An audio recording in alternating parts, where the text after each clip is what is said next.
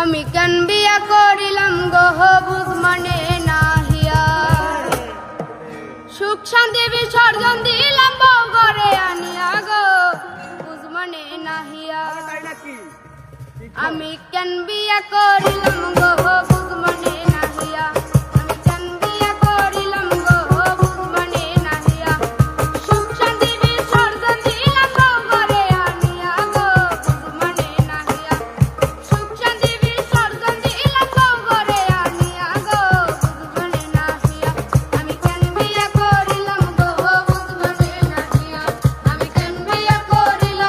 গো বুঝ মানে নাহিয়া